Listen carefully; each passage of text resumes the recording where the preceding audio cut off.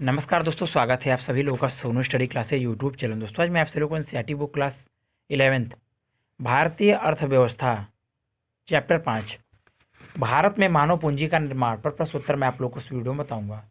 प्रश्न नंबर 1, किसी देश में मानवीय पूंजी के दो प्रमुख स्रोत क्या होते हैं? उत्तर, शिक्षा और स्वास्थ्य मानवीय पूंजी के दो प्रमुख स्रोत हैं। प्रश्न नंबर 2, किसी देश की शैक्षिक उपलब्धियों के दो सूचक क्या होंगे? उत्तर, किसी देश की शैक्षिक उपलब्धियां की मुख्य सूचना इस प्रकार हैं। नंबर 1, सकल नामांकन अनुपात। नंबर 2, साक्षरता दर।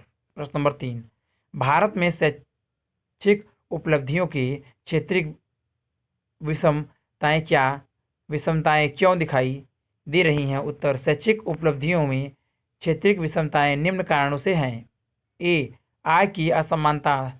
सामान्यतः उच्च आय वाले राज्यों में उच्च साक्षरता दर है, भले ही यह अनुपातित नहीं है। बी, शिक्षा पर राज्य सरकार का व्यय शिक्षा समवर्ती सूची का विषय है, अतः केंद्रीय असमानताएं विभिन्न राज्यों पर शिक्षा पर किए गए व्यय के विभिन्न स्तरों के कारण भी आ जाती है। प्रश्न नंबर 4, मानव पूंजी निर्माण और मानव विकास के भेद को स्पष्ट करें। उत्तर, मानव पूंजी निर्माण और मानव विकास में भेद इस प्रकार है। आधार, मानव पूंजी निर्माण, मानव विकास। अर्थ, मानव पूंजी निर्माण से अर्थ है जैसे हम भौतिक पूंजी में भविष्य के उच्च लाभ, उच्च उत्पादकता और आय के रूप में पाने के लिए करते हैं, वैसे ही मानव पूंजी ने निवेश करते हैं।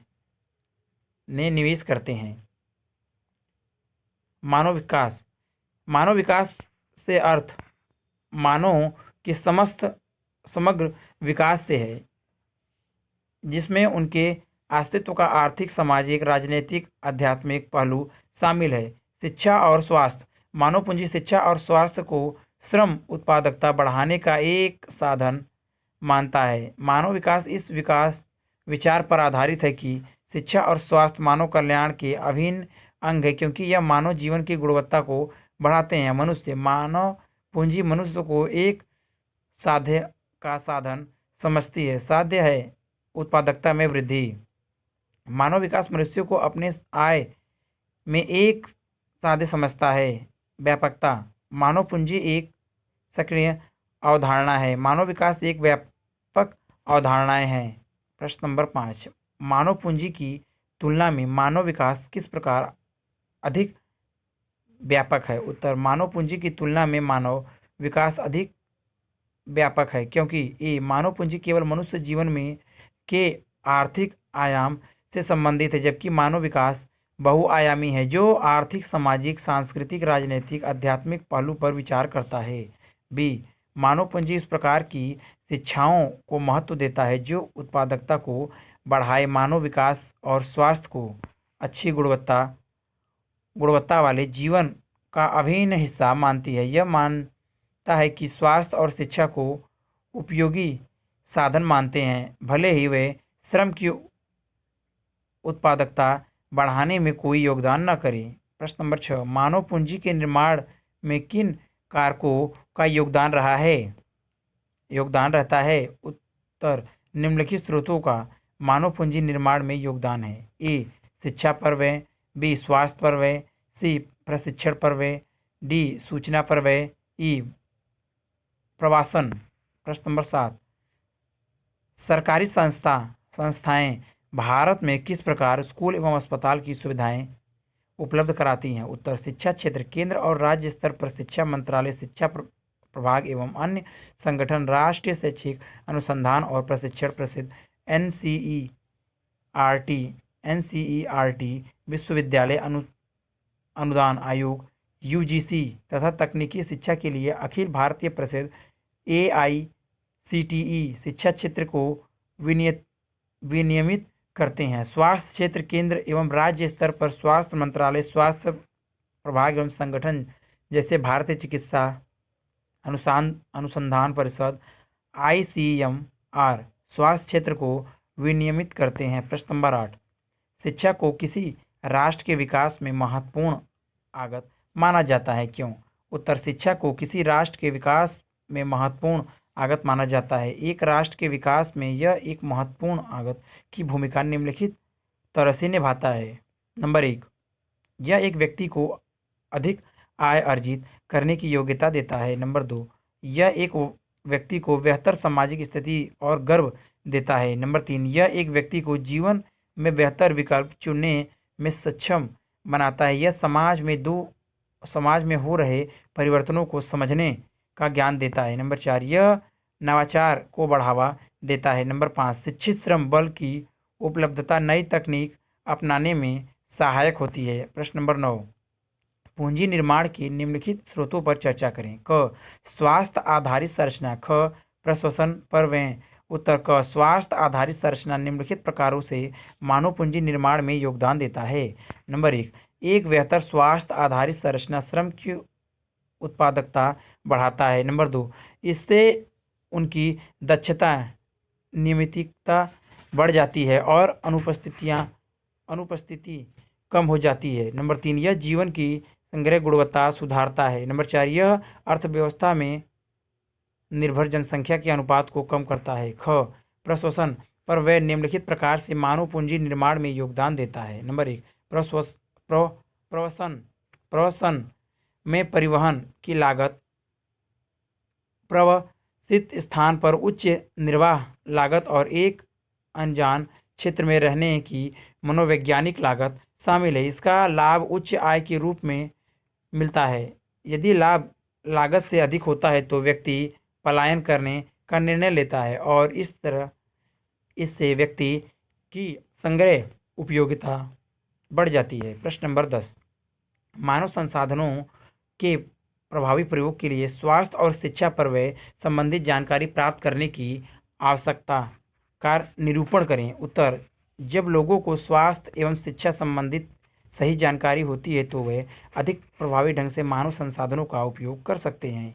एक बार उन्हें इन क्षेत्रों में निवेश करने से जीवन भर प्राप्त होने वाले लाभों का एहसास हो जाए तो वे इनकी अवहेलना नहीं करेंगे।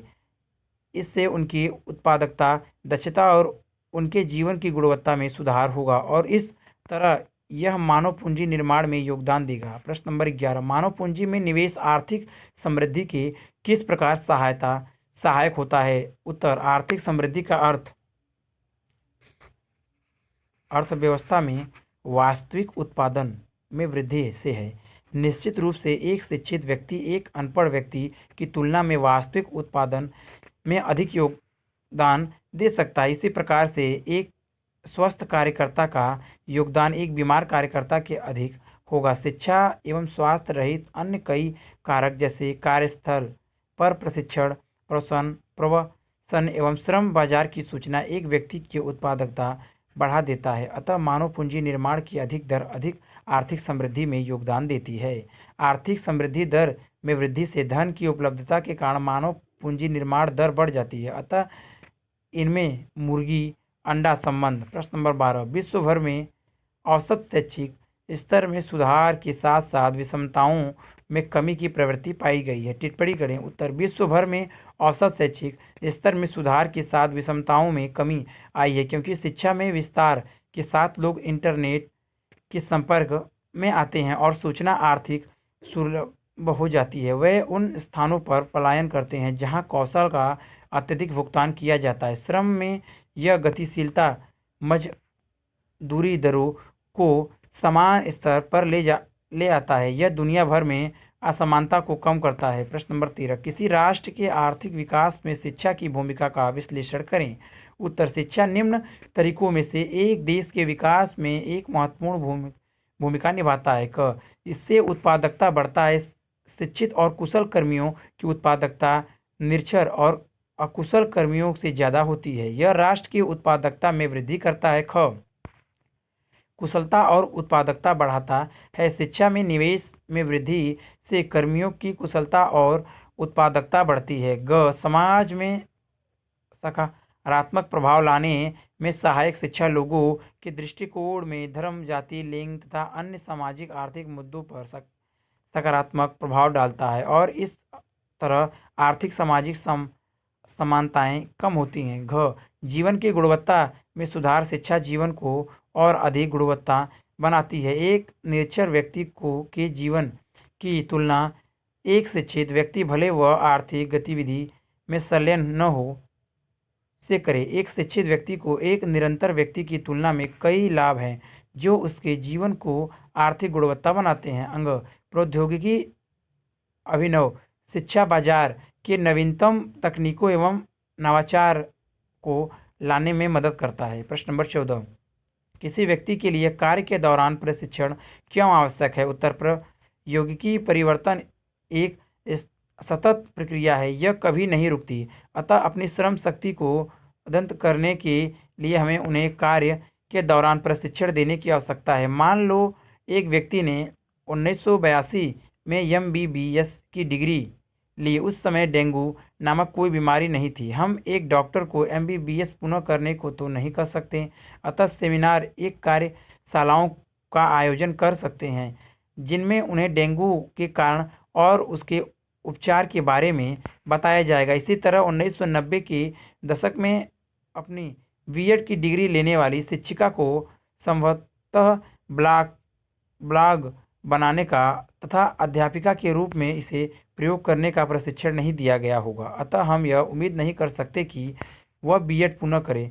ऐसे में कार्यस्थल पर प्रशिक्षण अपनी भूमिका निभाता है, अतः यह मानव पूंजी निर्माण में एक महत्वपूर्ण कारक है। प्रश्न नंबर 15, मानव पूंजी और आर्थिक समृद्धि के बीच संबंध स्पष्ट करें। उत्तर, मानव पूंजी और आर्थिक समृद्धि में एक वित्तीय या कारक प्रभाव संबंध है। मानव पूंजी निर्माण की एक उच्च दर आर्थिक विकास की उच्च दर तथा आर्थिक विकास की उच्च दर मानव पूंजी निर्माण की उच्च दर को बढ़ावा देती है, क्योंकि मानव पूंजी में निवेश करने के लिए आर्थिक साधन उपलब्ध होते हैं। हालांकि यह अनुभवजन्य साक्ष्य से सिद्ध नहीं होता, परंतु सामान्य ज्ञान एवं तर्क इस संबंध को मंजूरी देता है। यह निम्नलिखित चित्र द्वारा दिखाया गया है। आर्थिक समृद्धि की उच्च दर, मानव पूंजी निर्माण की आर्थिक धन, मानव पूंजी की निवेश, सुविकसित मानव पूंजी, उत्पादकता, उत्पादन एवं कुशलता में वृद्धि। प्रश्न नंबर 16, भारत में स्त्री शिक्षा के प्रोत्साहन की आवश्यकता पर चर्चा करें। उत्तर, भारत में महिलाओं की शिक्षा को बढ़ावा देना आवश्यक है, क्योंकि इससे स्त्रियों की आर्थिक स्वतंत्रता बढ़ती है, इससे उनका सामाजिक औचित्य सुधरता है, यह प्रजनन दर पर सकारात्मक प्रभाव डालता है और इससे जन्म दर कम हो जाती है। इससे स्त्रियों एवं बच्चों के स्वास्थ्य पर सकारात्मक प्रभाव पड़ता है। प्रश्न नंबर 17, शिक्षा और स्वास्थ्य क्षेत्रों में सरकार के विविध प्रकार के हस्तक्षेपों के पक्ष में तर्क दीजिए। VBQ। उत्तर, सरकार के लिए निम्नलिखित कारणों के शिक्षा और स्वास्थ्य क्षेत्र में हस्तक्षेप करना जरूरी है। शिक्षा और सेवाएं मानव अस्तित्व के लिए आधारभूत सेवाएं हैं। इन सेवाओं को निजी क्षेत्र के हाथों में जो पूर्णतः लाभ केंद्रित है, सरकारी हस्तक्षेप से मुक्त नहीं छोड़ा जा सकता। शिक्षा और का प्रभाव जीवन प्रयत्न का एक अपरिवर्तनीय है। कोई सरकारी हस्तक्षेप न होने की स्थिति में यह अर्थव्यवस्था की मानव पूंजी पर हानिकारक प्रभाव डाल सकता है। राष्ट्र के आर्थिक विकास के लिए उन क्षेत्र में वह आवश्यक है जिनके लिए बाजार को आवश्यक हस्तक्षेप करना पड़ेगा। प्रश्न नंबर 18, भारत में मानव पूंजी निर्माण की मुख्य समस्याएं क्या हैं? उत्तर, भारत में मानवीय पूंजी निर्माण की मुख्य समस्याएं इस प्रकार हैं। सभी को शिक्षा अभी भी एक सपना। हालांकि भारतीय संविधान में शिक्षा के अधिकार को मौलिक अधिकार के रूप में घोषित कर दिया गया है, लेकिन फिर भी युवाओं तक यह में साक्षरता दर 2001 की जनगणना के अनुसार केरल 79.7% है। इसे 100% होना चाहिए था। इस लक्ष्य को प्राप्त करने वाला केरल एकमात्र राज्य है। लिंग असमानता, पुरुषों और महिलाओं की साक्षरता दर में अंतर है। स्वास्थ्य स्थिति की लिंग असमानता को इंगित करती है। महिला शिक्षा उसके आर्थिक स्वतंत्रता एवं सामाजिक स्थिति में सुधार के लिए जरूरी है। इससे प्रजनन दर कम होगी एवं महिलाओं एवं बच्चों की स्वास्थ्य में सुधार होगा। उच्च शिक्षा लेने वालों की कमी, भारतीय शिक्षा प्रणाली एक पिरामिड जैसी संरचना को इंगित करता है। इसमें कम और कम लोग उच्च शिक्षा की ओर जाते हैं। इसके अतिरिक्त शिक्षित लोगों में बेरोजगारी दर अधिक है। अतः हमें उच्च शिक्षा के लिए आवंटनों को बढ़ाने एवं उच्च शैक्षिक संस्थाओं में मानकों में सुधार की आवश्यकता है ताकि पारित विद्यार्थियों के पास रोजगार कौशल हो। प्रश्न नंबर 19, क्या आपके विचार में सरकार को शिक्षा एवं स्वास्थ्य देखभाल संस्थाओं के लिए जाने वाले शुल्क की संरचना निर्धारित करनी चाहिए? यदि हाँ तो क्यों? VVQ उत्तर, हाँ, मेरे विचार से सरकार को शिक्षा एवं स्वास्थ्य देखभाल संस्थानों में लिए जाने वाले शुल्क की संरचना निम्न कारणों से निर्धारित करनी चाहिए। इससे इस क्षेत्र के समरूपता आएगी।